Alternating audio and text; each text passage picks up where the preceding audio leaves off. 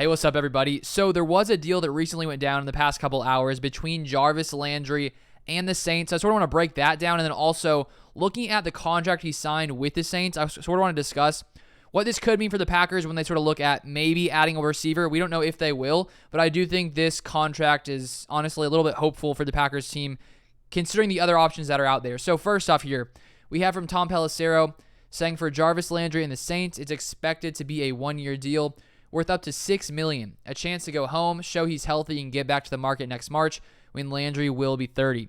So I think him getting $6 million, I honestly would have expected a little more. We did hear Ian Rappaport recently discuss the current wide receiver options, guys like Julio Jones, Odell Beckham Jr., Jarvis Landry, and he was basically saying those guys probably wouldn't make more than $10 million a year just because of where we are in the offseason. The fact that it is May, the fact that lots of other, big name wide receivers already signed, and, teams have really spent lots of their money. And so lots of these wide receiver deals, if they did sign with someone else, would probably be a lot cheaper.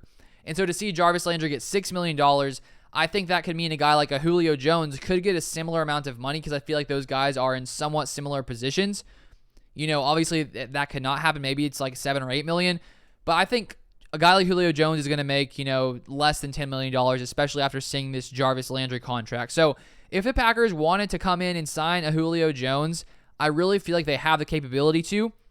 And as I've said in the past, I don't think they need to. We're not going to be, in a terrible position if we don't sign one. But at the same time, I don't see why we don't. Why not take a small chance, have another, elite weapon who, if he stays healthy, could be very, very productive, for the Packers. So I think to see this at only $6 million is like honestly really positive news, because the second I saw that Jarvis Landry had signed with the Saints, I was waiting to see, okay, how much money is he going to get? Because then I think it could tell us, if the Packers maybe could be in the market for another wide receiver. So who knows what Brian Gutekunst is thinking? Maybe he's going to wait longer and longer, because I would assume the longer, that teams wait to sign these players, they could get guys for even cheaper. Like maybe in an extra month, maybe we could sign another receiver like Julio for $4 million. I mean, that seems like too cheap because that's around Sammy Watkins' deal.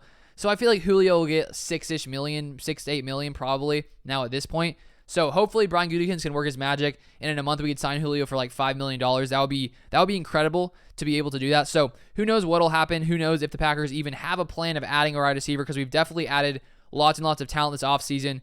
Sammy Watkins, Christian Watson, Romeo Doubs, Samori Toure, lots of different, new wide receivers coming into, the Packers in this offseason. So we'll see. We'll see where this Packers wide receiver room ends up. There's, I think, a good amount of talent there, and it will be interesting to see, who rises to the top, because there's not that number one, clear Devontae Adams guy anymore. So we'll see who develops, which rookie develops quickly. But that is all I wanted to cover in this one quick little video. But thank you guys so much for watching, and I'll see you guys next time.